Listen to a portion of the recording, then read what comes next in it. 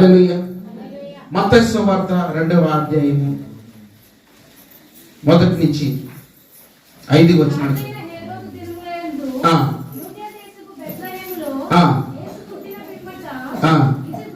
ఇదిగో తూర్పు దేశపు జ్ఞానులు యెరూషలేమునకు వచ్చి, యూదుల రాజుగా పుట్టిన వాడెక్కడ, తూర్పు దిక్కున మేము ఆయన నక్షత్రము చూచి ఆయనను పూజింపవచ్చితిమని చెప్పింది. హేరోదు రాజు ఈ సంగతి విన్నప్పుడు అతడుతో కూడా యెరూషలేము వారందరూ కలవరపడింది. కాబట్టి రాజు ప్రధాన యాజకులను, ప్రజల నుండి శాస్త్రులను అందరినీ సమకూర్చి క్రీస్తు ఎక్కడ పుట్టినని వారిని అడిగాను. అందుకు వారు, యూదయ బెత్లెహేములోనే. ఏలయనగా, యూదయ దేశపు బెత్లెహేమా, నీవు యూదా ప్రధానులలో ఎంత మాత్రమును అల్పమైన దానివి కావు.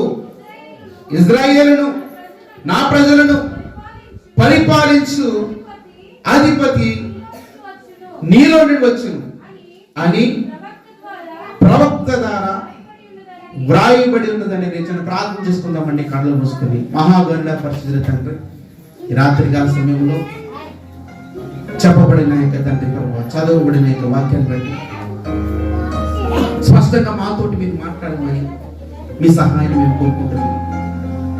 మన స్థానంలో నిలబెట్టిన దేవా, ఇదిగో మీరే నా స్వరాన్ని మరుగు చేసి, నన్ను మరుగు చేసి మీ వాక్కును, మీ స్వరమును వినిపించమని, మీ నామానికే మహిమ ఘనత ప్రభావం పొందుకోమని యేసయ్య నామములో ప్రార్థించి వేడుకున్న పరమ తండ్రి.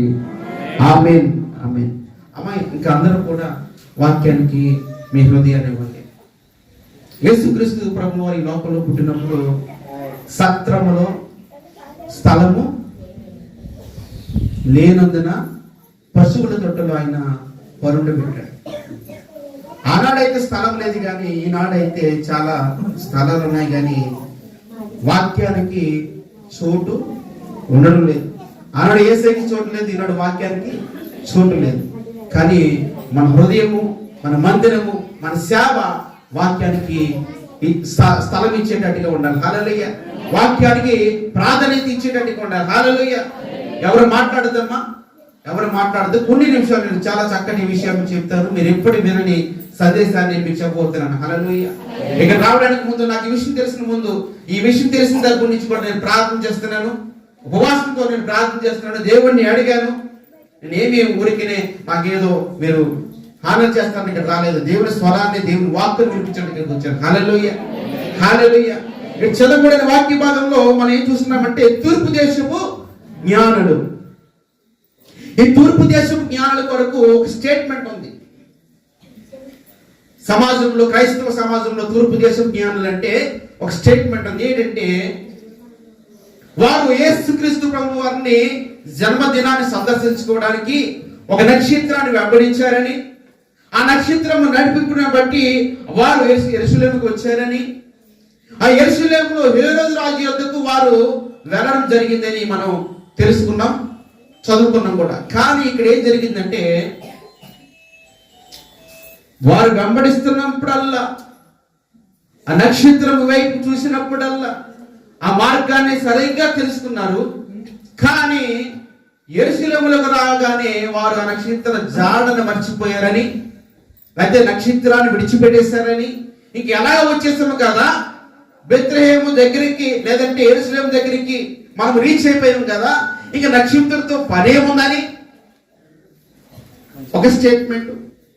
రెండవది, వారు దారి తప్పారని ఒక స్టేట్మెంట్. మనం వింటున్నాం, మనం చదువుకుంటున్నాం, మనం అందులోనే ఉండిపోయాం. కానీ ఈరోజు చెప్తున్నాను, తూర్పు దేశపు జ్ఞానులు అనగా వారు దారి తప్పారని ఒక స్టేట్మెంట్ మనం చూస్తున్నాం సమాజంలో, క్రైస్తవ సమాజంలో. కానీ వారు దారి తప్పలేదని నేను చెప్తాను.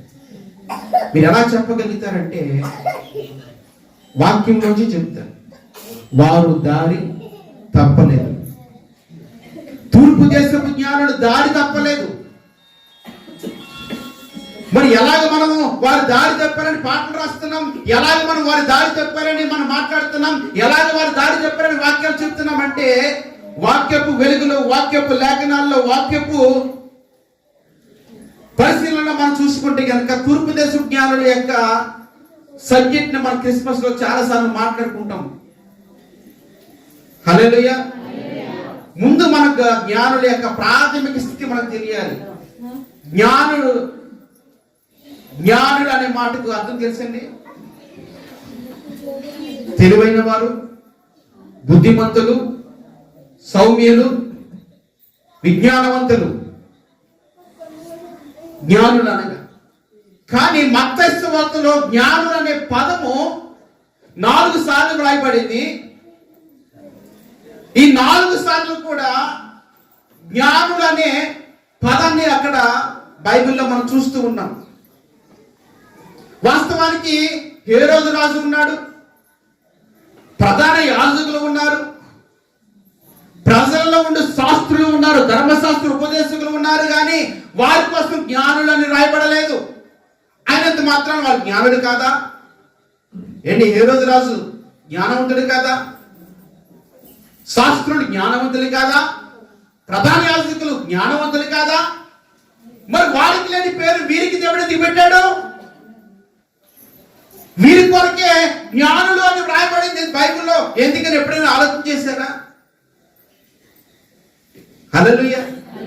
ఏంటండి క్రిస్మస్ సందేశం చెప్తారండి, మిమ్మల్ని పిలుచుకుంటే ఏ పశువుల తొట్టు కోసమో, ఏ స్టార్ కోసమో, ఏ కేక్ కోసమో, ఏ క్యాండిల్ కోసమో చెప్పాలి, కానీ మీరు ఈ జ్ఞానుల కోసం చెప్తున్నారంటే జ్ఞానుల యొక్క జీవిత విధానం మనం అర్థం చేసుకుంటే మనము కూడా జ్ఞానవంతులు కాగలుగుతాం. హల్లెలూయా, హల్లెలూయా.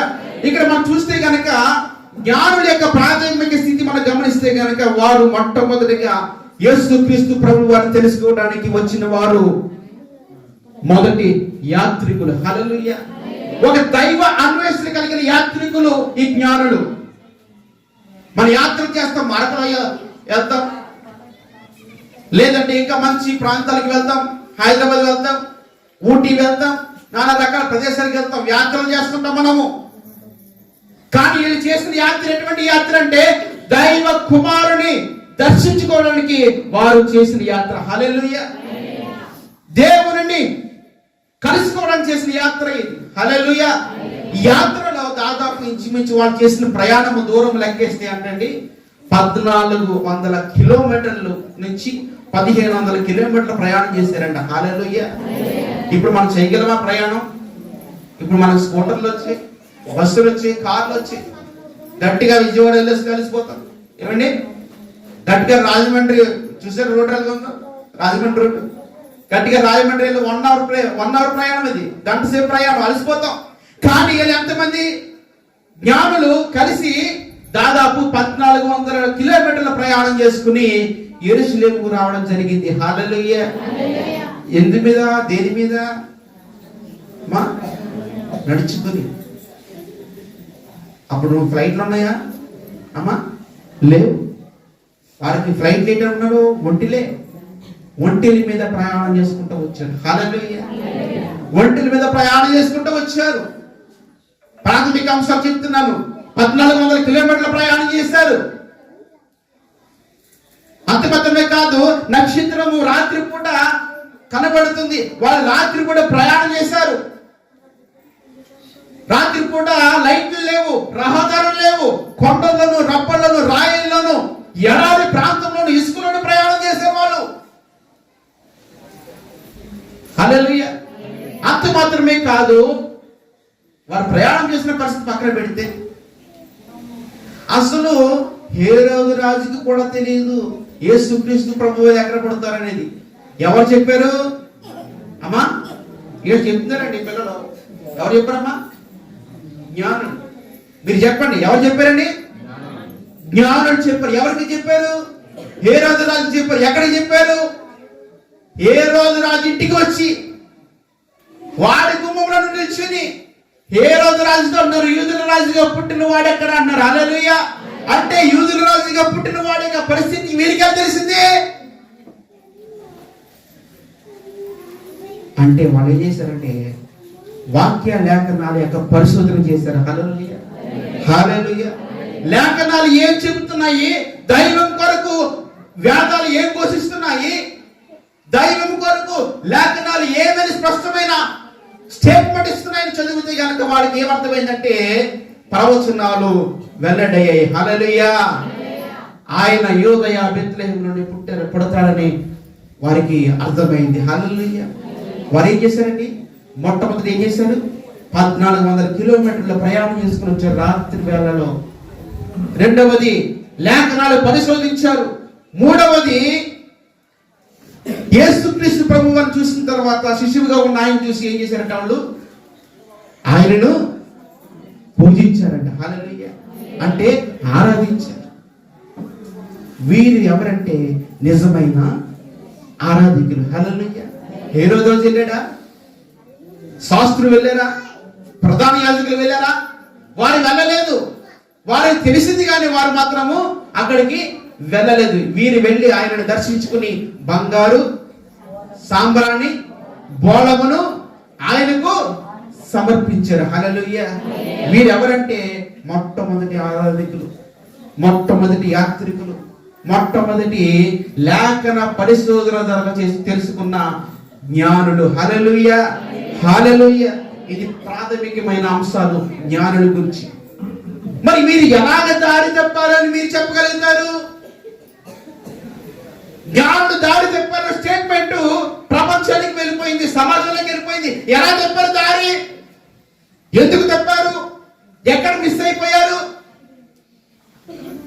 అని మిమ్మల్ని అడిగితే కనుక మీరు అంటారు, ఏంటి నక్షత్రాన్ని వెంబడించినప్పుడు ఆ నక్షత్రము సాక్షాత్తు యేసుక్రీస్తు ప్రభువు వారు ఎక్కడికి ఉన్నారో, ఏ చోటులో ఉన్నారో అక్కడికి తీసుకుపోతుంది కదా. అక్కడికి వెళ్లకుండా యెరూషలేము రాజు యొద్దకు, హేరోదు యొద్దకు ఎందుకు వెళ్ళారు ఈ జ్ఞానులు? అక్కడికి వెళ్ళిన తర్వాత ఆయన్ని అడగవలసిన పరిస్థితి ఎందుకు వచ్చింది? ఆయన అడిగిన తర్వాత ఆయన లేదంటే ప్రధాన యాజకులతోటి శాస్త్రులతోటి ఆయన మాట్లాడి యేసుక్రీస్తు ప్రభువు వారు ఎక్కడ పడతారు అనే విషయాన్ని ఆ జ్ఞానులకు చెప్పవలసిన అవసరం ఏమొచ్చిందని చెప్పి చాలా మంది చెప్తారు. కానీ ఇక్కడ ఏం చెప్పాలంటే ఒక విషయం గుర్తుపెట్టుకోండి, ఇక్కడికి వెళ్ళడానికి జ్ఞానుల యొక్క ప్రయాణాన్ని దేవుని యొక్క ఆధీనంలో ఉంచుకున్నాడు. హల్లెలూయా, హల్లెలూయా. దేవుని యొక్క నడిపింపులో జ్ఞానులు హేరోదు రాజు యొద్దకు వెళ్ళడము జరిగింది. అమ్మా ఎవరో సైలెంట్గా ఉండండి, ఎవరు అలవాటు చేయొద్దు. నాకు ఇచ్చిన సమయం అరగంట సేపు. క్లియర్గా నేను ఒక విషయాన్ని చెప్తున్నాను, జాగ్రత్తగా అర్థం చేసుకున్నాను. నేను ఎవరి కోసం చెప్తున్నాను అమ్మా? జ్ఞానుల కోసం చెప్తున్నాను, జ్ఞానుల కోసం చెప్తున్నాను. ఇప్పుడు మనం ఏ స్థితిలో ఉన్నది చివరికి నేను చెప్తాను. జ్ఞానులు క్రిస్మస్ లో జ్ఞానుల యొక్క వంశాన్ని నేను మీకు ప్రకటిస్తున్నాను.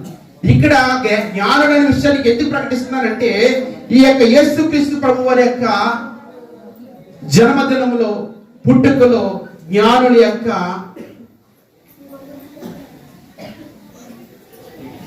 ప్రభావం చాలా ఉంది. మీకు ఒక ప్రశ్న వేస్తాను.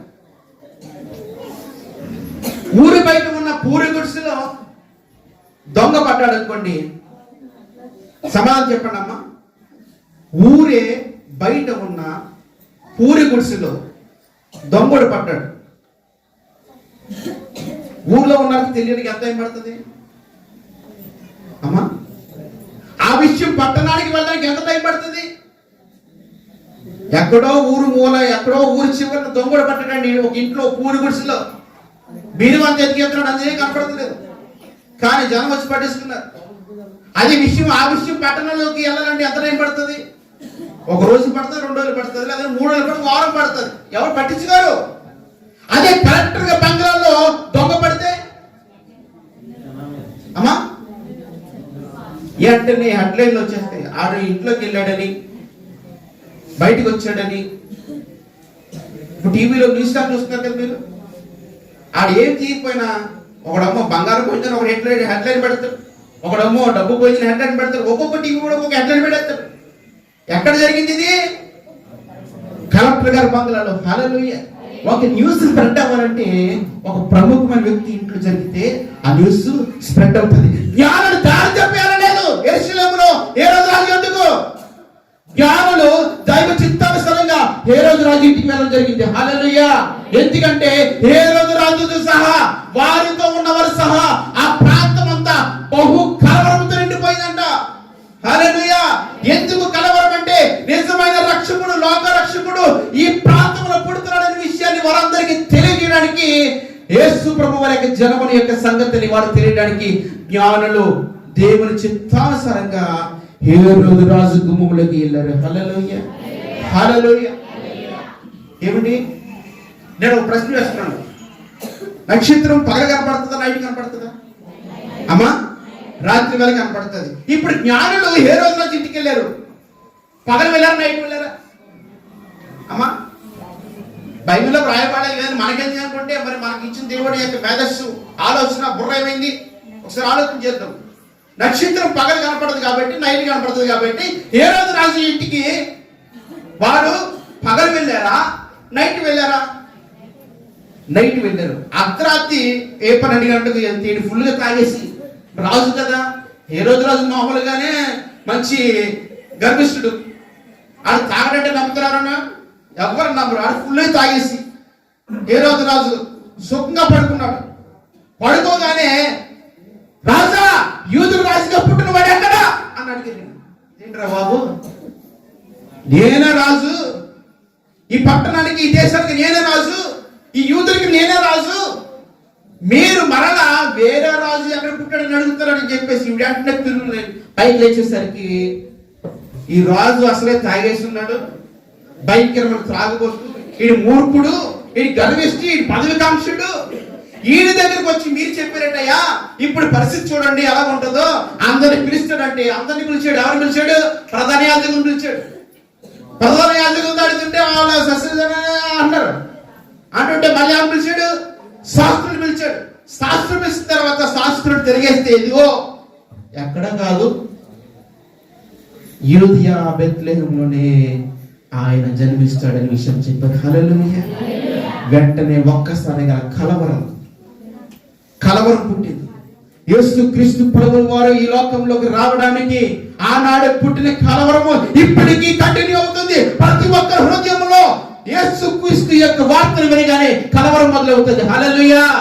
ఆడు పాపి అయితే కలవరం, ఆడు లంచగొండి అయితే కలవరం, ఆడు దోషకుడు అయితే కలవరం, ఆడు వ్యభిచారి అయితే కలవరం. యేసు క్రీస్తు ప్రభు వారి యొక్క వార్తలు ఎవరైనా వింటే వాడిలో కలవరం మొదలవుతుంది. ఎందుకంటే వాడు ఉన్న స్థితిని బట్టి కలవరం మొదలవుతుంది. హల్లెలూయా. హల్లెలూయా. హేరోదు రాజు గర్విష్టి, త్రాగుబోతు, తిరిగిపోతు, వ్యభిచారి. కలవరం మొదలైంది. ఆ పట్టణ ప్రాంత ప్రజల్ని భయభ్రాంతులకు గురి చేశాడు. శాస్త్రాల మీద శాస్త్రాలు పుట్టించాడు. రహస్యంగా మీరు వెళ్ళి ఆయనను తెలుసుకుని రండి, నేను వచ్చి ఆయనను పూజిస్తానని దొంగ సాకులు చెప్తున్నాడు. కానీ నిజముగా ఆడికి ఆరాధించే మనసు లేదు. హల్లెలూయా. హల్లెలూయా. వారు జ్ఞానులు డైరెక్ట్ గా హేరోదు రాజు ఇంటికి వెళ్ళడానికి కారణం ఏంటి తెలుసా? ఆ ప్రాంతంలో యేసుక్రీస్తుకు వచ్చిన వార్త సకల ప్రజలందరికీ తెలియాలి. హల్లెలూయా. మొదటి కారణం. రెండవ కారణము, దేవుడు చెప్పినటువంటి బైబిల్లో ఉన్న పాత నిబంధనలు ఎంతో మంది ప్రవక్తలు ప్రవచించిన ప్రవచనాలు నెరవేర్పు కొరకు దైవ చిత్తానుసారంగా జ్ఞానులు హేరోదు రాజు గడప యొద్దకు వెళ్ళడం జరిగింది. హల్లెలూయా. హేరోదు రాజు యొద్దకు జ్ఞానులు వెళ్ళడం ద్వారా హేరోదు రాజు ప్రభావంతో 4 ప్రవచనాలు బయటపడ్డాయి. మొట్టమొదటి ప్రవచనం ఏంటి తెలుసా? యానయనగా చూడండి, ఆ యొక్క మాటను చదివారు. యూదయా దేశపు బెత్లెహేమా, నీవు యూదా ప్రజలలో ఎంత మాత్రమును అల్పమైన దానివి కావు, ఇజ్రాయేలును నా ప్రజలను పరిపాలించిన అధిపతి నీ నుండి వచ్చును అని ప్రవక్త ద్వారా వ్రాయబడినది. ఎవరు చెప్పిన విషయాన్ని? శాస్త్రులు చెప్పారు. ఎవరికి చెప్పిన విషయాన్ని? హేరోదు చుట్టూ ఉన్న ప్రజలకును హేరోదుకును చాటించారు. హల్లెలూయా. లేఖనం బయటపడాలి. జ్ఞానులు వెళ్ళకపోతే ఈ లేఖనం బయటపడుతుందా? జ్ఞానులు హేరోదు రాజు యొద్దకు వెళ్ళకపోతే ఏలయనగా యూదా బెత్లెహేమా అనే విషయం అక్కడ బయటపడుతుందా? మరి బయటపడిందంటే ఎవరు వెళ్ళడం ద్వారా బయటపడింది? జ్ఞానుడు వెళ్ళడం ద్వారా బయటపడింది. హల్లెలూయా. రెండో విషయం చెప్తున్నాను, నేను తొందరగా ముగించేస్తున్నాను. రెండో యొక్క ప్రవచనాన్ని మనం చూస్తే కనుక రెండవ ప్రవచనం ఏంటంటే ఆ యొక్క పరిస్థితిని మనం గమనిస్తే కనుక మత్తయి సువార్త 2వ అధ్యాయము 13-14 వచనాలు చదవండి. ప్రభుదూత స్వప్నమందు ఎవరికండి? యోసేపునకు ప్రత్యక్షమై హేరోదు ఆ శిశువును చంపచూచుచున్నాడని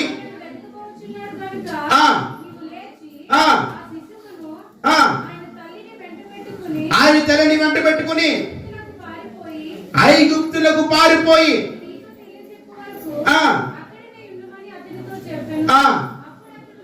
అప్పుడు అతడు లేచి రాత్రి వేళ శిశువును తల్లిని తోడుకుని ఐగుప్తులకు వెళ్లి ఐగుప్తు నుండి నా కుమారుని పిలిచితిని అని ప్రవక్త ద్వారా ప్రభు సెలవిచ్చిన మాట నెరవేరినట్లు హేరోదు మరణం వరకు అక్కడుండేను. హల్లెలూయా, హల్లెలూయా. ఇదో ప్రవచనం. హేరోదు రాజు యొద్దకు జ్ఞానుడు వెళ్ళడం ద్వారా రెండో ప్రవచనం చూడండి బయటపడుతుంది. హేరోదు రాజు యొక్క గర్విష్టి యొక్క మనస్సు బట్టి, గర్విష్టి యొక్క బుద్ధిని బట్టి, పదవి కాంక్షను బట్టి ఇదిగో ఈ శిశువును హేరోదు రాజు చంపబోతున్నాడనే విషయాన్ని ప్రశ్న చేస్తూ ఆ యొక్క ప్రవచనం నెరవేర్పు కొరకు వారికి ప్రభుదూత ప్రత్యక్షమై యోసేపుకు దారిని మళ్ళిస్తుంది. హల్లెలూయా. ఏమండి, జ్ఞానులు హేరోదు రాజు యొద్దకు వెళ్ళడం ద్వారా హేరోదు రాజు అత్యంత ఆగ్రహముడుగా, అత్యంత శ్రేష్టమైన విధానముగా, అత్యంత ఆగ్రహముడుగా మారిపోయాడండి. హల్లెలూయా. మారిపోయి ఆ శిశువుని ఎలాగైనా చంపాలని ప్రయత్నం చేస్తున్నాడు. ప్రయత్నం చేస్తుంటే ప్రభుదూత ప్రత్యక్షమయ్యి గైడెన్స్ ఇస్తుంది. హల్లెలూయా. గైడెన్స్ ఇచ్చిన తర్వాత ఆ యొక్క ప్రవచనం నెరవేర్చబట్టి మనం చూస్తున్నాం. ఏంటంటే ఐగుప్తులోని నా కుమారుని పిలిచితినని ప్రవక్త ద్వారా ప్రభువు సెలవిచ్చిన మాట నెరవేరుబడినట్లు. హల్లెలూయా, హల్లెలూయా. ఈ యొక్క ప్రవచనం ఎక్కడ నెరవేరబడుతున్నట్టు చూడండి. యోషియా గ్రంథము 11వ అధ్యాయం 1వ వచనం చదవండి. యోషియా గ్రంథము 11వ అధ్యాయం 1వ వచనం. ఐగుప్తులోని నా కుమారుని ద్వారా పిలిచితినని చెప్పిన ఆ యొక్క మాటను బట్టి ఈ యొక్క రెండవ ప్రవచనం నెరవేర్పబడుతుంది. మూడవ ప్రవచనం మనం చూస్తే కనుక చూడండి 2వ అధ్యాయము 17వ వచనం చదవండి. అందువలన రామాలో అంగలార్పు వినబడను, ఏడ్పును మహారోధుని ధ్వనియు కలిగెను. రాహేలు తన పిల్లల విషయమై ఏడ్చుచు వారు లేనందున ఓదార్పు పొందనలకు ఉండెను అని ప్రవక్త అయిన ఇర్మియా ద్వారా చెప్పబడిన వాక్యం నెరవేరును. హల్లెలూయా. ఇప్పుడు జ్ఞానులు హేరోదు రాజు యొద్దకు వెళ్ళడం ద్వారా హేరోదు రాజుకు అత్యంత కష్టం వచ్చింది. ఎందుకంటే నా తర్వాత వీడే రాజుగా పరిపాలన చేస్తాడేమో. మొట్టమొదటిగా ఏం చేయాలంటే 2 సంవత్సరాల వయసులో ఉన్న పిల్లలందరినీ కూడా హతము చేయాలని నిర్ణయం చేసుకున్నాడు. హల్లెలూయా, హల్లెలూయా. ఇప్పుడు అక్కడ పిల్లలందరూ కూడా వధించబడ్డారండి. అది కూడా ప్రవచనమే, అది కూడా నెరవేరింది. అంత మాత్రమే కాదు, 4వ ప్రవచనం మనం చూస్తే కనుక 2వ అధ్యాయము 22వ వచనం చదవండి.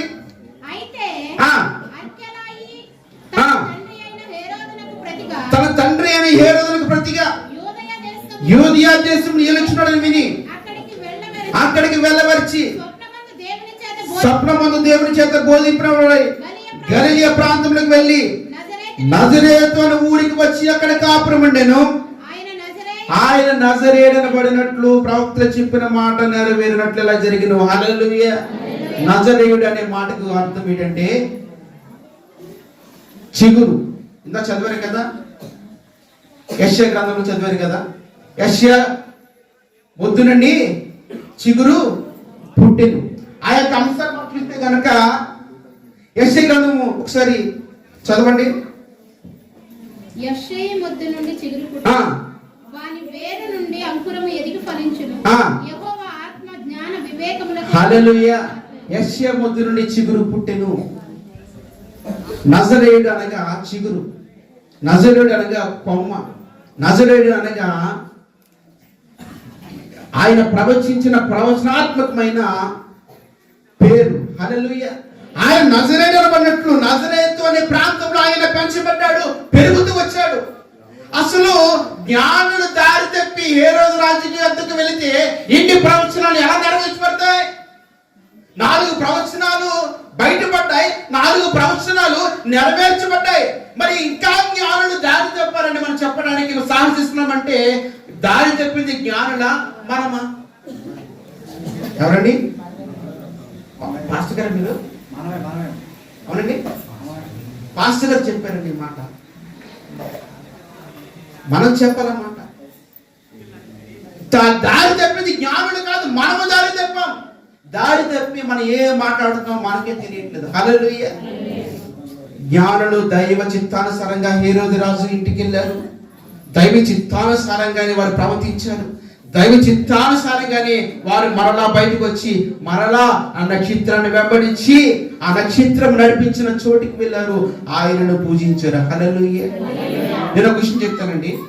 అమ్మా ఇలా నా వైపు చూడండి. ఇలా సిస్టర్గా చదివారు కదమ్మా. అమ్మ మీరు ఏం చదివారు? రామాలో అంగలార్పును ఏడ్పును మహారోదన ధ్వనియు వినబడును కలిగెను. ఎందుకనండి చెప్పండి అమ్మా, ఎందుకని? రెండు సంవత్సరాలు చిన్న పిల్లలందరినీ కూడా ఈ రోజు ఏం చేశాడు? చంపేశాడు. ఏంటి 2 సంవత్సరాల పిల్లల వయసులో మనం గమనిద్దాం. నాకు పాప ఉంది. మా పాపకి 2.5 సంవత్సరాలు. నేను చాలా అల్లం ముద్దుగా పెంచుకుంటున్నాను. ఏమండి మీరు కూడా అలా అల్లం ముద్దుగా పెంచుకుంటారు కదా మీ పిల్లల్ని. చేతుల్లోంచి లాగేసుకుని చంపేస్తే ఎలా ఉంటుందండి? హేరోదు రాజు క్రీస్తు జన్మదినాన్న చేసిన సంగతి ఏంటి చేసా? 2 సంవత్సరాల వయసులో ఉన్న పిల్లలందరినీ కూడా మగ సంతానాన్ని, తొలిచూలు మగ సంతానాన్ని తీసుకుని పిల్లల్ని వధించేశాడు. ఎంత భయంకరమైన పరిస్థితి అండి ఇది. ఒకసారి మీరు గమనించండి. ఈ రోజు మనం పెట్టుకుంటున్నాం కదా ఈ ట్రీలు, లేదంటే ఈ పువ్వులు, ఈ కేకులు పెట్టుకుంటున్నాం కదా. ఆ రోజు లేవు. ఆ రోజు ఏమో తెలుసా? మహారోదన, ఏడుపు, దుఃఖము. యేసుక్రీస్తు ప్రభు వారికి తల దాచుకునే స్థలం లేదు. పశువుడు తొట్టులో పుట్టాడు ఆయన. పుట్టిన తర్వాత పెరిగిన తర్వాత ఇంకా ఏదైనా బెటర్ జీవితం ఉంటుందంటే అక్కడికి పారిపోవాలి. దూత ఆజ్ఞాపిస్తుంటే అక్కడ పారిపోయేవాడు. అక్కడికి వద్దు ఇక్కడ పారిపోండి, ఇక్కడ పారిపోయేవాడు. ఇదిగో ఇక్కడ బ్రతకొద్దు, నువ్వు నజరేతు పేరు అంటే నజరేతుకి పారిపోయేవాడు. శిశువును ఒళ్ళో పెట్టుకుని పరుగులు పెట్టేవారండి. దూత ఎలా ఆజ్ఞాపిస్తే అలాగే. ఎవరండి? తన తల్లిదండ్రులు. హల్లెలూయా.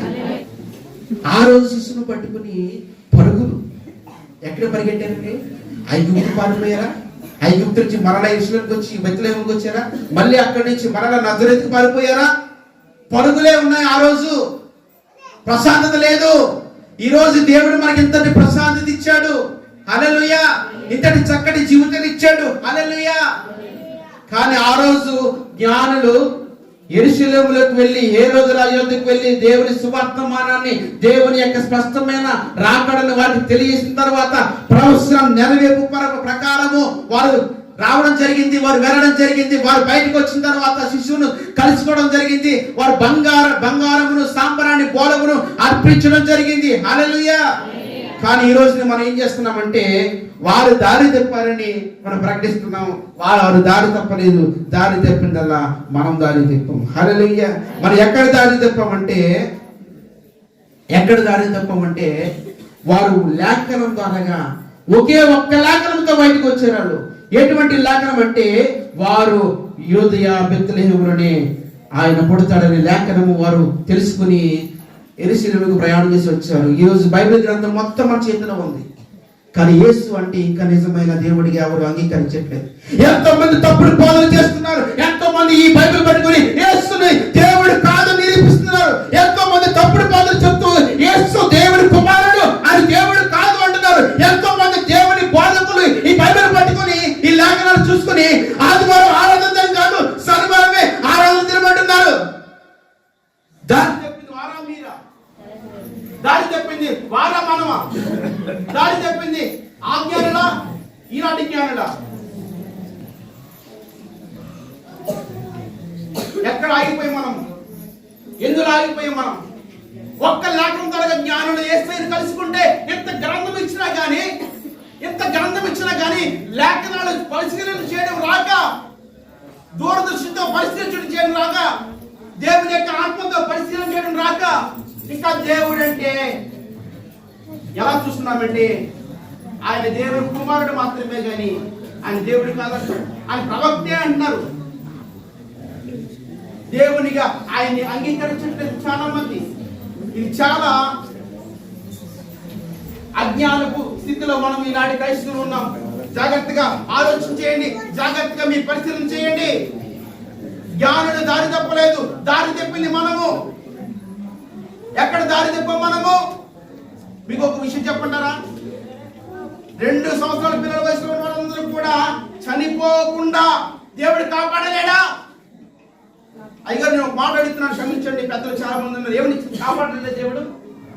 2 సంవత్సరాల పిల్లల వయసు ఉన్న వారందరినీ హేరోదు రాజు నిర్దాక్షిణ్యంగా చెప్పేస్తుంటే దేవుడు కాపాడలేడా? దేవుడు కాపాడకుండా ఆపలేడా? వారిని కాపాడలేకపోయాడు కానీ మరలా హేరోదు రాజు ఎదుగు వెళ్ళలేని స్వప్నమందు ప్రత్యక్షమయ్యి జ్ఞానులను మరొక మార్గంలో వారి దేశానికి పంపిస్తున్నాడు దేవుని దూత. హల్లెలూయా, హల్లెలూయా. ఆ పని ముందు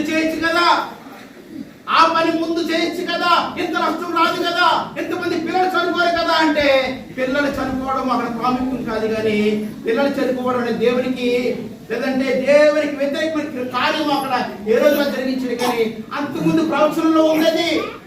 ఇదిగో ఒక ఉగ్రవుడిగా, ఒక ఉగ్రవాదిగా మారిపోతాడని హేరోదు రాజు లేఖనాలు పరిశీలన మనం చూస్తే కనుక ఆ యొక్క హేరోదు రాజు వద్దకు వీరు వెళ్ళడం అనేది దేవుని యొక్క చిత్తానుసారంగానే నడిచాడు. హల్లెలూయా. జ్ఞానులు నడిచి వారి యొక్క చిత్తానుసారంగానే వారు వెళ్ళడం జరిగింది. హల్లెలూయా. అంత మాత్రమే కాదు, వారు మరలా హేరోదు రాజు వద్దకు వెళ్ళకుండా స్వప్నమందు దేవుని యొక్క ప్రత్యక్షమై వారిని దారి మళ్ళించింది. ఆ దారి మళ్ళింపేదో ముందుగా చేయొచ్చు కదా, చేయలేదు కదా.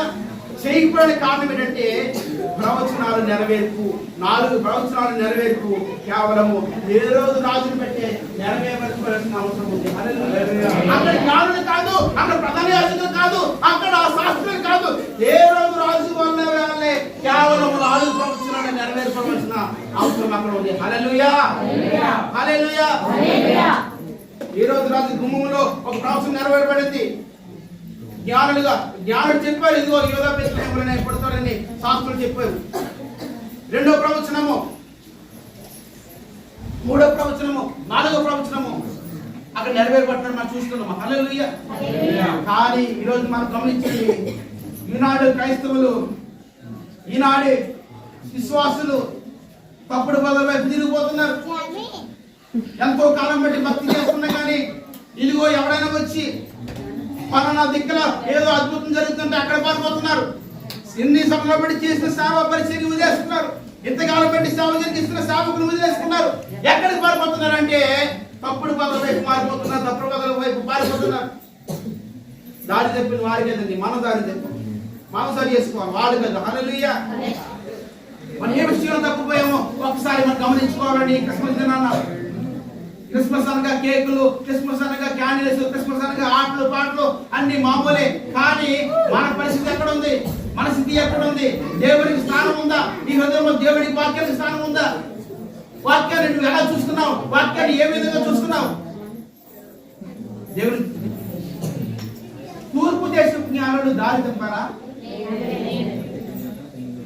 దారి తప్పారా? దారి తప్పారు. మరి హేరోదు రాజు ఇంటికి వద్దకు వాళ్ళు దారి తప్పి వెళ్ళారని చాలా మంది మనం ఈ యొక్క వాక్యాల్లో విన్నాం. చాలా మంది చాలా రకాలుగా చెప్పారు. కానీ మీరు ఆలోచించవలసింది ఏంటంటే వారు దేవుని నడిపింపు ప్రకారం మాత్రమే హేరోదు రాజు ఇంటికి వెళ్ళారు. హల్లెలూయా. ఒకటి అయిపోయింది. 2వది, మరి దారి తప్పింది ఎవరు? అమ్మా నేను అంటారన్నమాట, మీరు అంటారమ్మా. అయ్యగారు సాక్షి. దారి తప్పింది ఎవరు? అమ్మా దారి తప్పింది మీరే. ఎక్కడ దారి తప్పారు మీకు తెలుసు, మీరే తెలుసుకోండి. ఎక్కడ దారి తప్పారు? జ్ఞానులు 1400 కిలోమీటర్లు ప్రయాణం చేస్తున్న మందిరానికి, లేదంటే దేవుని యొక్క ఆ యొక్క స్థలానికి శిశువుల చోటుకు వచ్చి పూజలు పూజింపు చేశారు, లేదంటే ఆ కాలు కప్పించారు. కానీ ఈ రోజుని ఇంటి పక్కన చర్చి కానీ ఎవరు రారు. దాడి తప్పిన వాళ్ళు ఎవరు? మనము. ఇంటి పక్కన చర్చి కానీ దేవుని మందిరానికి రారు.